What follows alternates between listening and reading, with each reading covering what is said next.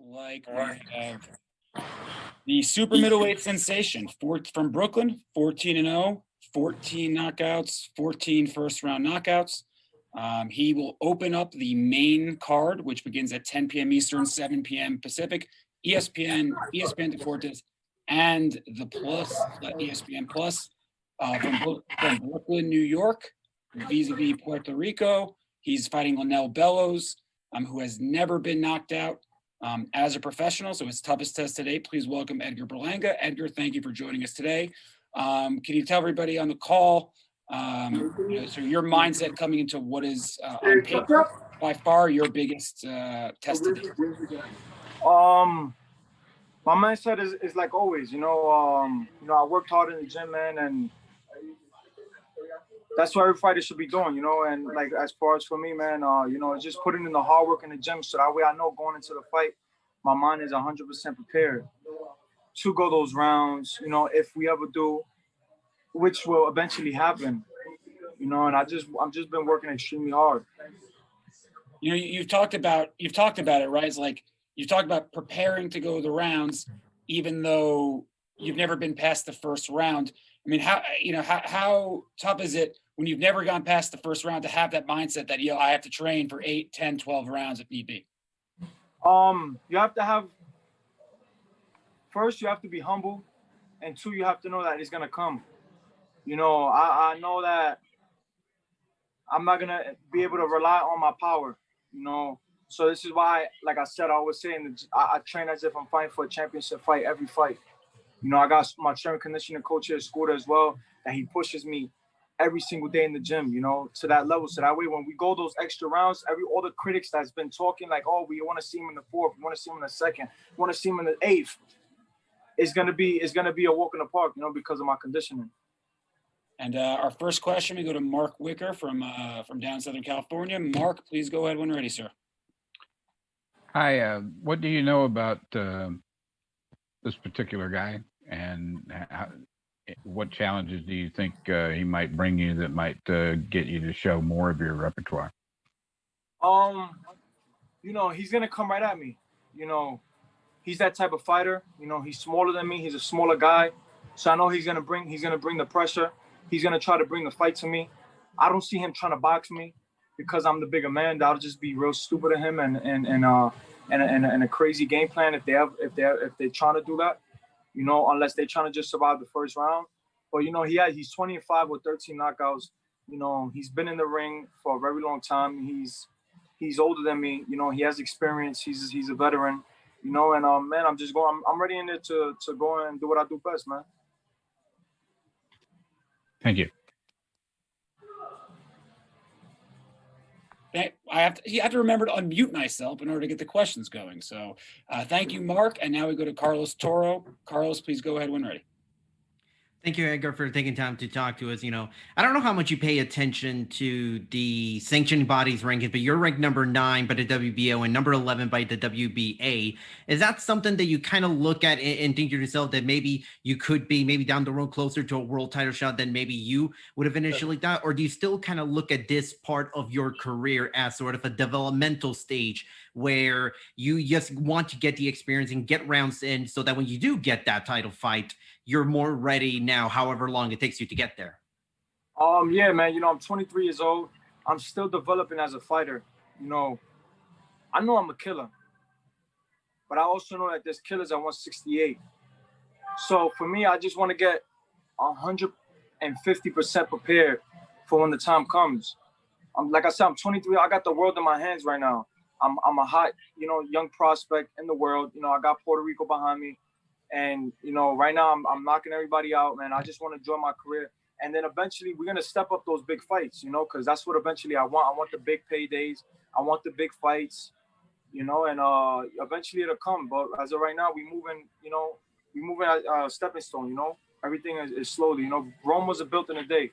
So we working and we just crafting, getting my craft better and better each and every day. Thank you, Carlos. And now I believe, Xavier, you're from Brooklyn. So from your neck of the woods, Edgar, Xavier Porter. Xavier, please go ahead. What's going on, Edgar? How you feeling, man? Oh, what's up, man? How you doing? Xavier. Salute. Yeah, salute. How are you, brother? Big Dave, salute. How you feeling, brother? You know I got a killer here, right? Facts, all day, every day. And you know we got 12 rounds in us. Hey, you got a whole lot more. You know, you can go 15 if you need to. You know what I mean? That's right. So my question to you, you know, Edgar, you got the whole city, brother. You got, like you just mentioned, you got the whole Puerto Rico behind you. You got the whole city. My question to you is, this fight particularly with I know Bellows. Everybody is, you know, on paper is saying this might be your toughest fight. Can you share your thoughts on, you know, your opponent as well as your training and your readiness to take over the division, whether it be at 168, if you can make 170, 160 or even 175? Because my guy, you are killing it out here in the streets. You know what I mean? They always, you know, the last fight they said that was my toughest opponent to date, and you seen what happened. You know, like I said, like I tell everybody, you know, I don't cut no corners, man, in that gym. You know, because when you cut corners, you're gonna have to pay for it under them lights. You know, and I've seen fighters cut corners. You know, don't do a full camp. You know, just cut corners, man, during camp, and you know it shows in the ring. You know, when the lights go on. So you know, that's my biggest fear, man, is to be unprepared for a fight. So that's why I take my craft very serious. I take the sport very serious, you know, to continue to build myself. And each and every fight, I get better in the gym. You know, I spar better opponents, you know, and I just put in a lot of work, man. And obviously it shows the day of fight night. Thank you, Xavier. Marcus Vegas, you're next. Edgar, man, I hope you're doing well. You know, you have a knockout streak now, and there's this growing expectation from fans that every time you step in the ring, you're supposed to provide a spectacular knockout. You know, I could see that. I've seen it in the past with other fighters that it develops some sort of pressure on them. How do you navigate that, the expectation that once you step in the ring, you got to knock that guy out? And how do you handle that expectation and pressure? It's no pressure. There's no pressure whatsoever. The people's gonna talk. I let the people talk. Oh, we need a first round, or oh, can he go past the first round? I let them talk. That's what they're there for. You know, the critics, the media, everybody. You know, you guys. You know, that's what you guys. That's boxing. And like I said, I just focus on myself and focus on the game plan, and I execute the game plan. You know, I never go in there. Obviously, I go in there looking to hurt the guy, yeah, because I don't want him to hurt me. I'd rather hurt him before he hurts me. And I always had that mindset since I've been a pro, you know, and you know, like, man, it's just, there's no pressure, man. Like, I go in that ring, every fight I go in the ring knowing that if we got to go those rounds, we're going to go those rounds. And the last fight, you know, I even thought, I said, oh, probably I'm gonna go a couple rounds with this guy. You know, I thought he was gonna take me a couple rounds, but you see what happened, man. He had to pay for his mistakes. You know, there's a lot of attention on you now, a lot of newfound fame. How are you handling that attention and all that? It comes with the territory. I've seen it happen with a whole bunch of fighters, you know, the greats, you know, Floyd Mayweather, Mike Tyson, all these guys. You know, everybody want to be next to a winner. Especially a young kid at my age, 23 years old, that's Puerto Rican, you know, from Brooklyn, from Lower East Side, from New York City, and that's knocking everything out in the first round. So it's bound to happen that everybody's going to want to get next to me, man. So I know that in my mind that I got to just continue to win and, you know, continue to just execute the game plan, man, and just be the best I could be. Thank you very much, Marcos. And while I scroll, we will go ahead, Ernesto Amador. Ernesto, you're unmuted. Please go ahead. Thank you, Ivan. Hello, Edgar. It's always nice to talking to you. You have Puerto Rico behind you. You are doing a great career. But sooner or later, you need to fight against a big Mexican name. We're talking about Canelo, of course, Benavidez. Could you imagine these big fights? Because I can imagine another great rivalry like Mexico and Puerto Rico. Yeah. I've been talking about the Canelo fight for about a couple months already. And I know it's going to happen. It's got to happen. You know, if I continue to win in beautiful fashion and just keep doing what I do best, man, I know that fight is going to happen. with me and Canelo Alvarez. You know, he's Mexican, I'm Puerto Rico. He has a big country behind him. I have a big country behind me. And like you said, is one of the biggest rivalries in boxing today. And you know, Benavidez is another guy that I'm looking forward to stepping in the ring with eventually in the future. You know, it's just boxing, man, and these fights gotta happen. You know, it's good for the sport. It's good for the culture. Edgar, but what can you tell to the people that mentioned that you are not ready, not even for Canelo or Benavidez? What can you tell? No, Different level. no, I know for a fact that if I was to step in the ring with them now, I'd give them problems, you know. But right now, it's just a stepping stone. Like I said, you know, I got to prove myself. I know I got to prove myself in order to step in that ring with them because they had to pay their dues. You know, they had to fight the best to get to where they at. And that goes for me, too. I have to fight the best to get to where they at. And eventually, the fight is going to happen. Thank you very much. And now we will go ahead to Adriana Jimenez. You should be unmuted, Adriana. So please go ahead when ready. Edgar, how you doing? I'm just going to kind of piggyback off that question because I wanted to see what your dream match was, and you kind of mentioned the names that I had in mind with you know, Benavidez, with Canelo. So moving up in the ranks rather quickly, where do you see yourself, or where do you rank yourself then? Right now? Yeah. I know I'm one of the hottest prospects in the country right now. You know, I'm 14-0 with 14 knockouts, all in the first round. They keep trying to step up the opponents little by little, and I'm still knocking them down. I'm a young superstar. You know, I got the image, I got the charisma, I can fight. I'm knocking everything out, and I got a country behind me. So, you know, what more can I say? So is the fight that from the fights that you mentioned with the Adriana, sorry. Ask your question again. You actually muted yourself. No worries. From the fights that we just mentioned, is the Canelo fight the dream match for you? Oh yeah, of course. You know, that's a fight that's gonna happen. It's gotta happen. He knows it. The world is gonna know it.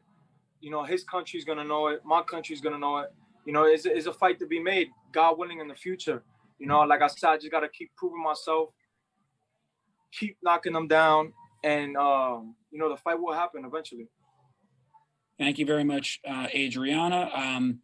We have a few more questions for Edgar because, as you can see, he is in the gym. So he's got a couple more shakeouts before he flies out here to Las Vegas. Now we move to Jeremy Harridges. Jeremy, please go ahead when ready, sir.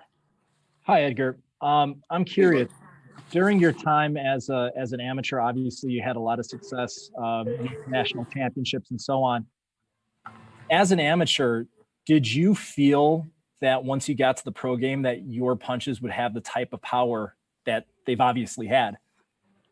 Yeah, when my first pro fight, I remember it was in Mexico, and I knocked the dude out so fast, man, and I was like, holy crap. I was just lost. Like, I walked back to the corner and I seen the ref like waving it off. I'm like, damn, so fast? I didn't really know. I'm like, do I really hit this hard? Then the second fight, again, a couple minutes into the first round, knocked the guy out. I'm like, wait, hold on. Do I really hit hard? Third fight comes, again, put the guy out. I'm like, oh, yeah, nah. This is different. You know, and then eventually in sparring, I'll knock guys out in sparring. And it was like, holy crap, like, no, I'm really hitting hard. And people would just tell me like, yo, you're only 18 years old. Just imagine when you hit 23, 24, 25, how when your man strength comes in, it's going to be ridiculous. And look, I'm here today still knocking them out. Talking about the source. Sorry, go ahead. I was going to say, talking about the source of your power, is it a combination of the transition from the amateurs to the pros and now being a pro, it's just your style fits better? Or is it also the fact that you are starting to get that manpower, a little bit of both? Yeah, it was a transition. You know, the amateurs was real about points and how many punches you throw. And, you know, it's only 3 rounds, 3 minutes. And then, you know, you come into the pros and it's like everything slows down completely. You know, there's a lot of more thinking. It's chess, not checkers. You know, there's a lot more thinking, man. There's a lot more setting up punches. You know, it's a 12-round fight. You know, eventually you're gonna get to that 12-round fight. So it's just a lot different, man, than amateurs. Right. Thank you very much. And a couple more left. So we'll go back to Mark Wicker, please. You talked about how surprised you were when you had those early first round knockouts in your first few fights. Are there times when the fights end so quickly that you still have a lot of pent up energy and you feel like, you know, sparring even after the fight or running around just to burn it off? Say it again. You talked about how difficult, about how surprised you were the first few fights because they ended so quickly. When you have these quick knockouts, or sometimes do you feel like you still have a lot of pent up energy that you have to go burn off all of a sudden? Nah, because people forget, you know, they say, oh, you knocked the guy in the first round, man. But it's like they don't see what's happening behind closed doors in the gym and sparring. You know, all the rounds that I'm putting in sparring and in the gym and strength conditioning, you know, I put a lot of wear and tear on my body, you know, so I take about like 2 weeks off, man, you know, and just enjoy myself, you know, enjoy my family, you know, rest my body, and then I'm right back in the gym. Thank you very much, Mark. And before we head out, Edgar, I think you're coming to Vegas tomorrow. Just final thoughts on, you know, sort of the rise you've had this year and what the fans can expect from you come Saturday night. Like always, man, expect fireworks. You know, I'm an exciting fighter. I'm a boxer puncher. So, you know, I just need the fans to tune in October 17th, man. You know, get your popcorn ready. You know, get your fight parties ready back at home. You know, it's on ESPN, Las Vegas, Nevada, MGM Grand. And, you know, just stay tuned, man. There's going to be fireworks. It's going to be a big night, a big fight card, you know, and it's going to be an amazing night. And just tune in, like I said. And, you know, I'm dedicating this fight to all the ladies out there that's suffering from breast cancer. You know, this fight is going to be dedicated to them. So I just need everybody to tune in. Thank you so much for joining us, Edgar. This concludes the undercard and co-feature portion of the Lomachenko Lopez conference call.